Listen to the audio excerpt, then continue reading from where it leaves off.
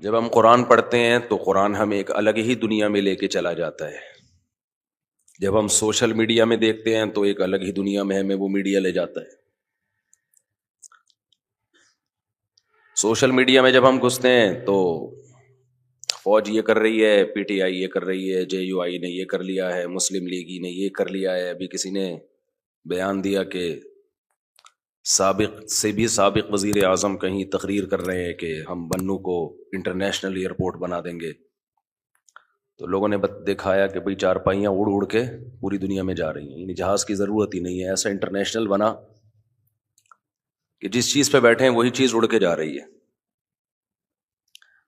ظاہر ہے کسی کا دماغ ہوگا جو اس نے بیٹھ کے یہ سب کچھ بنا لیا. سیاسی لیڈروں کی اپنی کہانیاں ہیں. اللہ تعالیٰ جو بات کرتے ہیں وہ بالکل الگ ہے کہ اس جنجال میں پھنس کے اپنے رب کو نہ بھول جانا. جب تم اس یہاں پھنسو گے نا تو سب سے پہلے غافل کس سے ہوگے؟ اللہ سے، اور ہو چکے ہیں غافل. اللہ سے غافل ہونے کا ایک نقصان یہ ہوتا ہے کہ کسی بھی چیز میں بیلنس نہیں ہوتا، عدل نہیں رہتا. تو ہمیں کیا کرنا ہے بھائی؟ ہم نے کسی لیڈر کا نہ کلمہ پڑھا ہے، نہ کوئی ہمارا باپ ہے، نہ کوئی ہمارا ماموں ہے، نہ کوئی ہماری خالہ ہے، نہ کوئی ہماری پھپھو ہے. تو بہت آگے بڑھنے کی کوشش کسی کی بھی مخالفت میں، کسی ادارے کی مخالفت میں بھی سارے الزام اس ادارے پہ نہ ڈالیں، جتنا ہے اتنا ڈالیں. ایسا نہ ہو کہ آپ نے ہر چیز اٹھا کے، جب مخالفت کہتے ہیں چار چیزیں انسان کو اندھا کرتی ہیں. ایک انسان عقیدت میں اندھا ہو جاتا ہے. جب کسی کی ایک دفعہ عقیدت دل میں بیٹھ جائے تو بس پھر وہ اس کے خلاف سننا گوارا نہیں کرتا. سیاسی لیڈروں میں ہمارے ساتھ یہ بھی ہوتا ہے. ہم نے جب کسی لیڈر کو ایسا بڑا بنا لیا کہ اس کی عقیدت میں ہم اندھے ہو گئے، اب اس کے خلاف چاہے وہ دو اور دو چار کی طرح بھی کوئی ثبوت پیش کرے نا، نہیں سنتے لوگ. یہ تجربہ ہے، مشاہدہ ہے. کہتے نہیں، گھماتے رہیں گے گھماتے رہیں گے. اس کو کہتے ہیں عقیدت میں اندھا ہو جانا. ایک انسان اندھا ہوتا ہے عشق میں. کس میں اندھا ہو جاتا ہے؟ جب کسی سے عشق ہو جاتا ہے نا، وہ آپ کو کتنا اگنور کرے لیکن آپ اسی کے پیچھے بھاگو گے. آپ پھر انسان دلائل میں نہیں رہتا. ہوتا ہے نا، باپ کہہ رہا ہے یہاں شادی نہ کرو، یہ چرسی ہے، ہیروئنچی ہے، یہ خاندان ہمارے خاندان سے میچ نہیں کرتا، یہ ہمارے کلچر کو تباہ کر دے گی. لیکن لونڈے لپاڑے پر جو عشق کا بھوت سوار ہوتا ہے، اس کو کوئی چیز سمجھ میں، بولو یہ سن لو، یہ باتیں کام کی باتیں ہیں، میرا اس میں کوئی فائدہ نہیں ہے، آپ کا فائدہ ہے. عشق میں انسان کیا ہو جاتا ہے؟ اندھا. میں نے دیکھے ایسے لوگ، عشق ہوا، لڑکی لڑکے کے ساتھ بھاگ گئی، بعد میں زندگی برباد کر دی اس لڑکے نے. سب سمجھا رہے تھے یہ لڑکا ٹھیک نہیں ہے، نہیں جی عشق کے بھوت میں کیا ہو گیا، اسٹائل پہ مرتی تھی، برباد کر دی زندگی اپنی. دو چار بچوں کے بعد اس نے چھوڑ دیا. اب نہ کہیں کی بھی، نہ باپ رکھنے کے لیے تیار ہے، نہ سوسائٹی رکھنے کے لیے، دھکے کھا رہی ہے، کوئی شادی بھی نہیں کرتا. تو عشق میں بھی انسان اندھا ہو جاتا ہے. تیسری چیز جس میں انسان اندھی ہے، خوب سمجھ لو میرے بھائی، اللہ کرے یہ دماغ میں، یہ کھوپڑی میں یہ باتیں اچھی طرح سے بیٹھ جائیں. آج کل ابھی سیاسی حالات میں یہی ہو رہا ہے، کوئی کسی کے خلاف سننے کو تیار، اپنے لیڈر کے خلاف ایک لفظ سننے کو تیار نہیں ہے، اور دوسرے کی تعریف میں ایک لفظ سننے کو تیار نہیں ہے. یہ سیاسی لیڈر اتنے نیک نہیں ہوتے جتنا ہم سمجھ رہے ہیں. کوئی بھی نہیں ہوتا، یہ سب اپنے سیاسی مفاد میں پینترے بدلتے ہیں.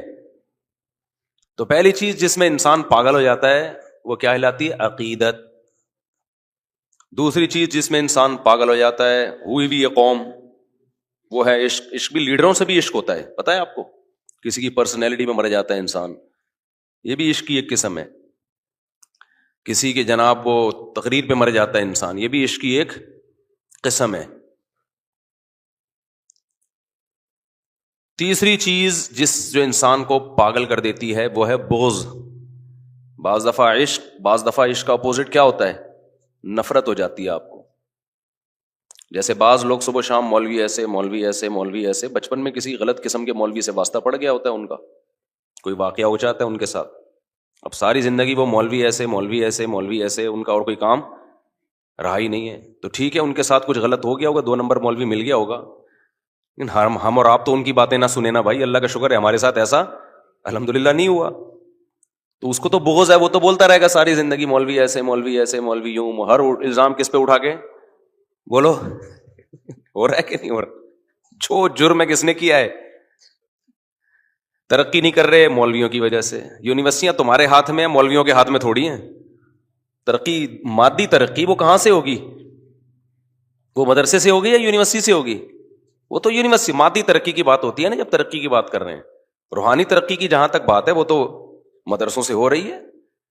مسجدیں رمضان میں بھری ہوتی ہیں, اعتکاف میں پاؤں رکھنے کی جگہ نہیں ہوتی. یہ روحانی ترقی کیا ڈاکٹر کروا رہے ہیں بھائی؟ یا انجینئر لوگوں کی وجہ سے ہو رہی ہے یہ ترقی اتنی, یا پائلٹ کی وجہ سے ہو رہی ہے مسجدیں تو بھر رہی ہیں؟ تو مدارس کی وجہ سے ہیں. تو مادی ترقی جو نہیں ہو رہی وہ مدرسوں کی وجہ سے نہیں ہو رہی. وہ کس کی وجہ سے نہیں ہو رہی؟ وہ یونیورسٹیز کی وجہ سے نہیں ہو رہی. ابھی تو سندھ حکومت نے ماشاءاللہ ایک اچھا پیکیج لے آئی ہے. ابھی ہمیں تو یونیورسٹی کے لوگوں سے بھی ہمارا واسطہ ہوتا ہے نا, وہ کہتے ہیں اب تو سندھ گورنمنٹ نے ماشاءاللہ, اللہ تعالیٰ ان کو اور برکتیں دے, اتنا اچھا سیٹ اپ بنا دیا ہے کہ بھائی اب پاس ہی نہ کرو جس کو آگے ترقی نہیں دینی.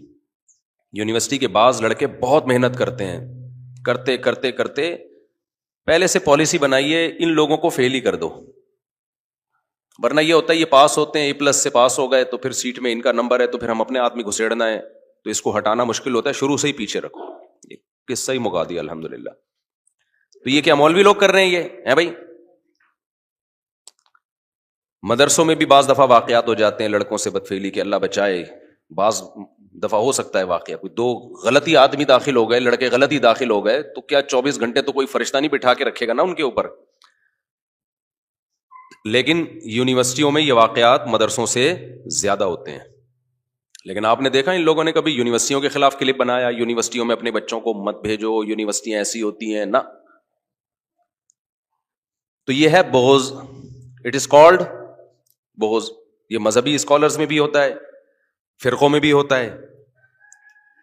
دوسرے فریق کی کوئی بات نہ ماننا. کچھ دن پہلے کوئی دیوبند مسلک کے صاحب ہیں, انہوں نے حمایت کر رہے ہیں دیوبند کی, دیوبند ایسے دیوبند ایسے دیوبند ایسے. تو مجھے کسی نے کہا ان کو اپریشیٹ کریں. میں نے کہا یہ ہر غلط چیز میں بھی کوئی دیوبند سے کوئی غلطی بھی ہو جائے تو اس کی بھی حمایت کرتا ہے یہ بندہ, اس لیے میں نہیں ان کو سپورٹ کر سکتا. کوئی غلطی ہو جائے نا کسی مولانا کوئی دیوبند سے جن کا تعلق غلطی ہو جائے تو انہیں اس کو بھی کیا کرنا ہے, صحیح کرنا ہے کہ بیٹھ کے. تو کیوں اپنے آپ اوپر آپ نے ایک چیز سوار کی ہوئی ہے بھائی؟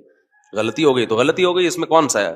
اور غلطی ہونے سے کوئی انسان ایک دم زمین پہ تھوڑی گر جاتا ہے بھائی, ہو گئی تو ہو گئی, ختم. وہ مجھے آپ کو یاد ہوگا نا, میں نے ایک کلپ میں نے کہا تھا کہ انار کے بارے میں ایک حدیث ہے جس میں انار کا ایک دانہ جنت کا ہے. ایک صاحب جو اپنے آپ کو اہل حدیث کہتے ہیں نہیں ہے, اللہ ہی جانے, انہوں نے میرے خلاف پورا ایک آدھے گھنٹے کا کلپ بنا دیا کہ دیکھو یہ لوگ ضعیف حدیثیں سناتے ہیں. پورا آدھے گھنٹے کا بلا وجہ کا نا. ارے ایک ضعیف حدیث سنا دی تو کون سے قیامت آ گئی؟ آپ بتا دو بھائی یہ حدیث ضعیف ہے, بات ختم ہو گئی. 5 سیکنڈ میں بات کیا ہو جائے گی؟ ختم ہو جائے گی. دوسرے کاموں کو چھیڑو. وہ پورا بیچارے کو لگتا ہے کہ فیم چاہیے نا لوگوں سے تو انار ہی کو موضوع بنا کر آدھے گھنٹے کا بیان داغ دیا. اٹ از کالڈ بغض. یہ کیا کہلاتا ہے بھائی؟ یہ کسی دیوبندی کو بھی ہو سکتا ہے, کسی اہل حدیث سے, کسی اہل حدیث کو بھی ہو سکتا ہے کسی دیوبندی سے. تو یہی چل رہا ہے مارکیٹ میں. آپ اپنی ٹھڑک نکال رہے ہوتے ہو, بغض ہوتا ہے کسی سے, دل میں بیٹھ گیا. وہ بغض کی وجوہات کچھ بھی ہو سکتی ہیں. ایک اہل حدیث عالم سے میری بات چیت ہو رہی تھی تو وہ بہت برا بلا کہہ رہے تھے نا کہ یہ حنفی لوگ ایسے ہوتے ہیں, یوں ہوتے ہیں ایک خاص مسئلے میں. تو میں نے کہا وہ تو آپ کے اہل حدیث عالم کی بھی یہی رائے ہے جو میری رائے ہے, یہ دیکھو یہ میں نے ریفرنس دیا. کہہ رہے ہیں وہ ان کا اختلاف ہے بھائی جمہور سے, ہمارے جمہور سے ان کا اختلاف ہے. تو میں نے کہا دیکھو آپ نے جب ان کی بات آئی ہے تو کتنے احترام سے آپ نے کہا کہ یہ ان کی ذاتی رائے ہے, یہ ہم پر حجت نہیں ہے. لیکن وہی قول جب میں کر رہا ہوں تو پھر آپ نے یہ نہیں کہا کہ یہ ان کی ذاتی رائے ہے. آپ نے جو ہمارے خلاف کلپ بنایا ہے وہ کتنی بدتمیزی سے بنایا ہے. اس کا مطلب آپ کو ہم سے بغض ہے. علمی اختلاف بولتے کیوں نہیں بھائی؟ نہیں ہے. تو مارکیٹ میں جو چل رہا ہے وہ بتا رہا ہوں آپ کو. کسی اور کے بارے میں رپورٹیں پیش کرنا مقصد نہیں ہے. مقصد یہ کہ ہم اپنے گریبان میں جھانک کے دیکھیں ہم کہاں کھڑے ہوئے ہیں. ہمیں بھائی ان بکھیڑوں سے نکلنا ہے.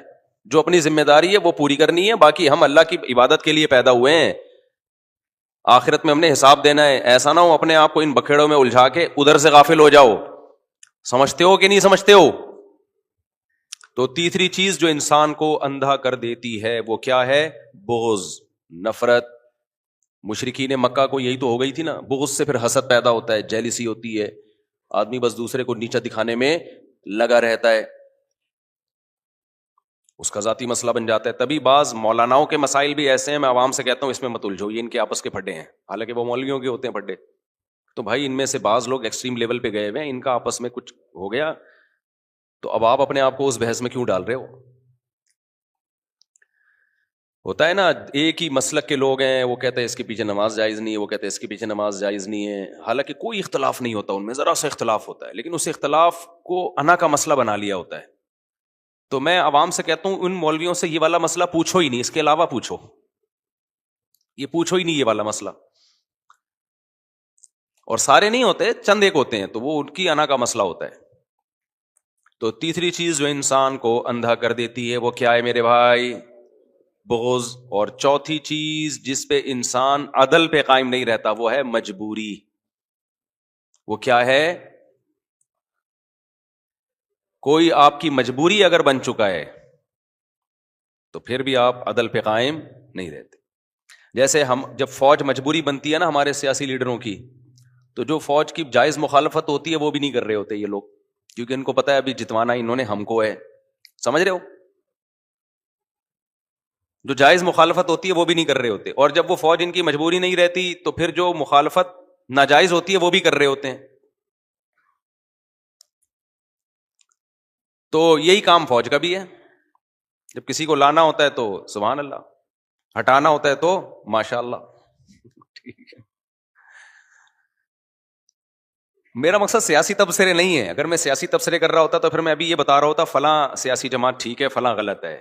یہ تو یہاں ابھی ٹاپک نہیں ہے نا, یہ تو نجی محفلوں کی بات ہے نا. میں تو ایک اوور آل اصول اور ضابطے آپ کے سامنے بیان کر رہا ہوں. اصول اور ضابطے تو وہ تو کبھی بھی نہیں بدلتے نا, تو اپنے آپ کو ان اصول اور ضابطوں سے نکالنے کی کوشش بولو مت کرو. لوگ پاگل ہو گئے ہیں بھائی, طلاقیں ہو گئی ہیں گھروں کے اندر ان سیاسی پھڈوں میں, قتل ہو گئے ہیں,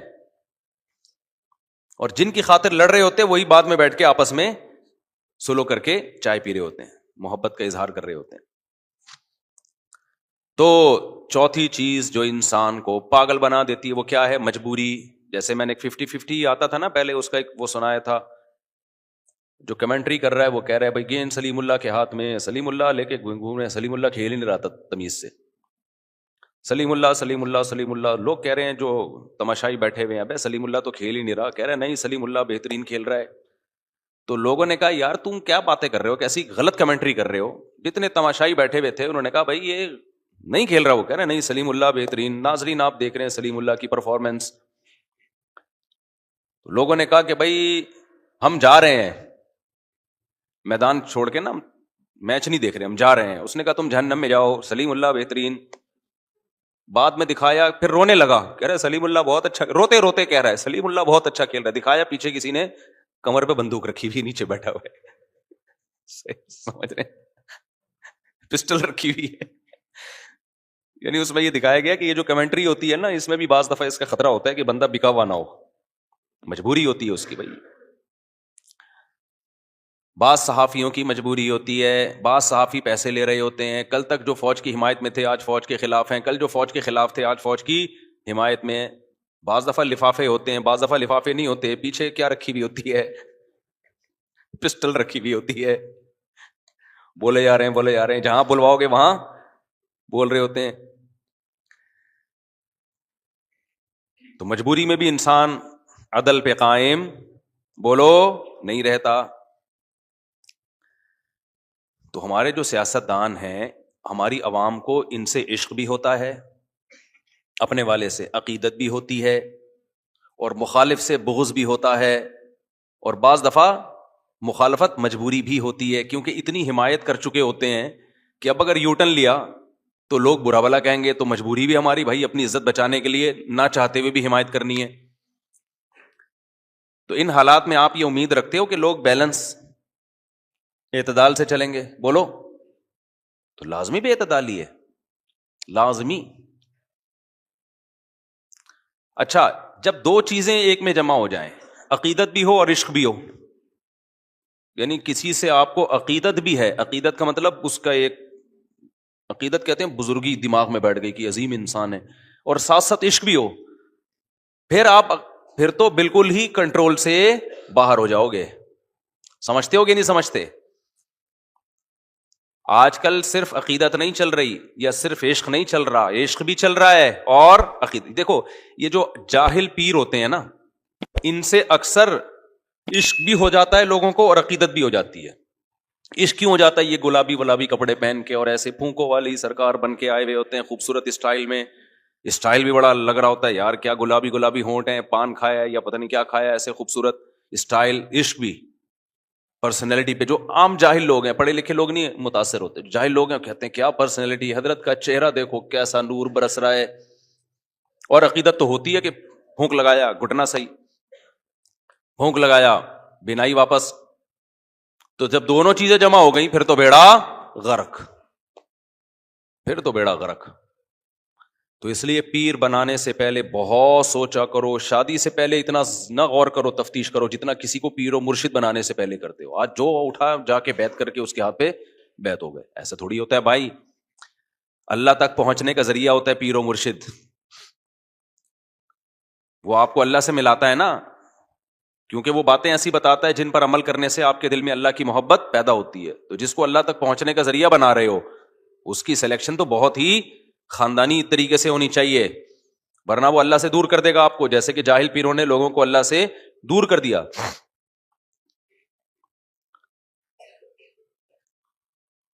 اور اسی طرح سے بغض اور مجبوری دونوں اگر کہیں جمع ہو جائیں، نفرت بھی ہو اور اس کے خلاف بولنا آپ کی مجبوری بھی ہو، پھر تو بربادی ہے.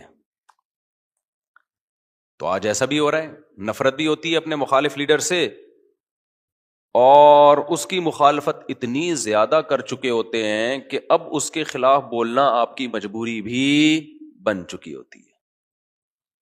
اتنی محفلوں میں اس کے خلاف بول چکے ہوتے ہیں نا، اب اس کی کوئی اچھی چیز سامنے آ جائے 2 اور 2 4 کی طرح، تو پھر آپ کنٹرول نہیں کر پاتے، آپ کانپنے لگتے ہو، بھئی یہ کیا ہو گیا. تو آپ نے گھما کے اس کی کیا کرنی ہوتی ہے پھر؟ تعویل. اس لیے میرا تو یہ کہنا ہے کہ آپ الیکشن میں جس کو بہتر سمجھو ووٹ دے دیا کرو جا کے، اور آپ جس کو بہتر سمجھو اس کے دھرنے میں بھی شریک ہو جاؤ. یہ تو سب چیزیں سیاست کا حصہ ہے. زبانوں پہ کیا کرو؟ کنٹرول. زبان پہ کنٹرول کرو. زبان سے نہ کسی کی مخالفت میں حد سے آگے نکلو، نہ کسی کی حمایت میں حد سے آگے نکلو. کنٹرول. نبی صلی اللہ علیہ وسلم نے حضرت ابو بکر سے کیا فرمایا کہ لوگوں کو یہ زبان الٹے منہ جہنم میں ڈالے گی.